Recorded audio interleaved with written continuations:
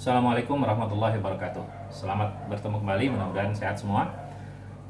Kita ingin melanjutkan kuliah tentang kurikulum.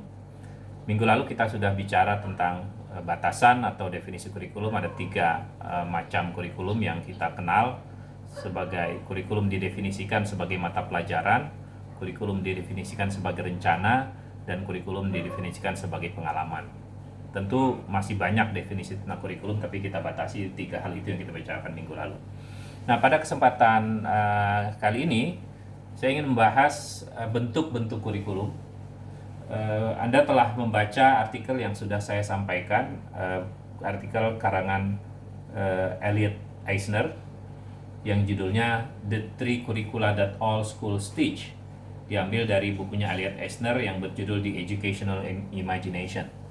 Dalam buku itu, Eisner membagi tiga macam bentuk kurikulum yang ada di sekolah, yaitu kurikulum yang eksplisit, kurikulum yang implisit, dan null kurikulum. Nah, null kurikulum ini adalah konsep baru yang diperkenalkan oleh Elliot Eisner.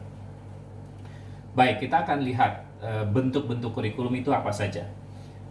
Saudara, kalau Anda ke sekolah, Anda datang ke sekolah kemudian bertemu dengan kepala sekolah atau bertemu dengan guru, lalu Anda bertanya tentang kurikulum, maka yang akan diberikan adalah buku kurikulum. Yang kita sebutkan minggu lalu adalah kurikulum yang terencana. Nah, kurikulum yang direncanakan itu biasanya tertulis. Sebab kalau tidak tertulis tentu bukan rencana namanya. Itu baru keinginan. Kurikulum yang direncanakan yang kita bahas minggu lalu itu adalah kurikulum tertulis. Jadi bentuk yang pertama dari kurikulum adalah kurikulum tertulis atau disebut sebagai written kurikulum.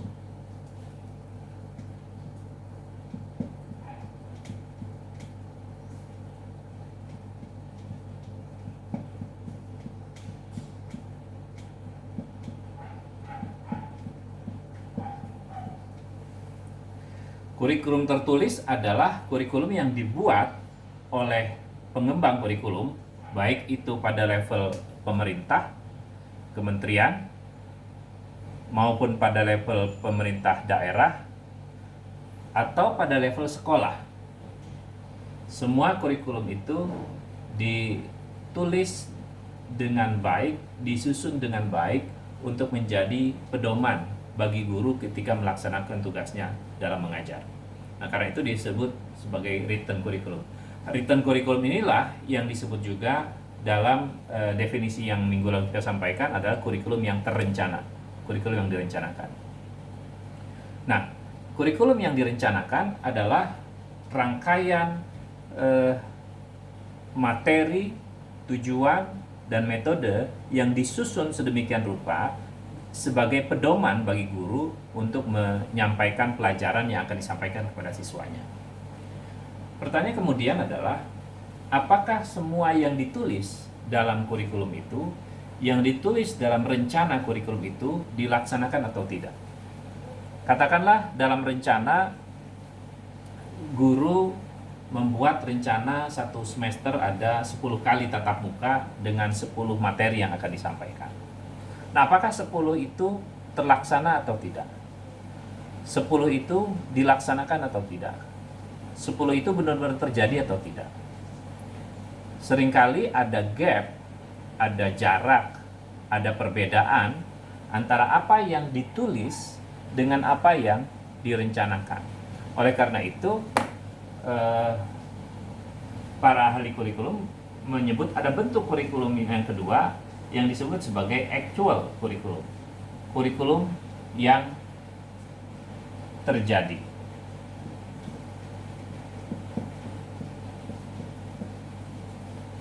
Kurikulum yang dilaksanakan.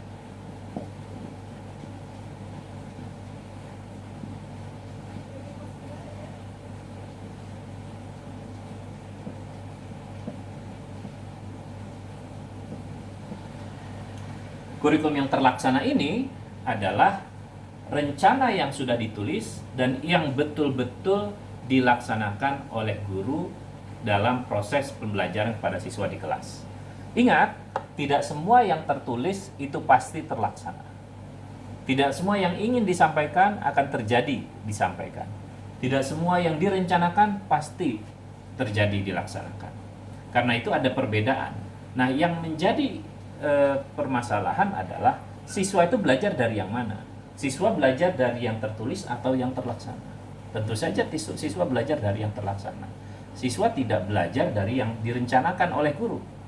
Walaupun guru itu punya RPP yang bagus, punya rencana mengajar yang bagus, punya lesson plan yang bagus, tapi kalau tidak dilaksanakan dalam bentuk kegiatan pembelajaran dengan siswanya, maka yang written ini tidak berarti apa-apa.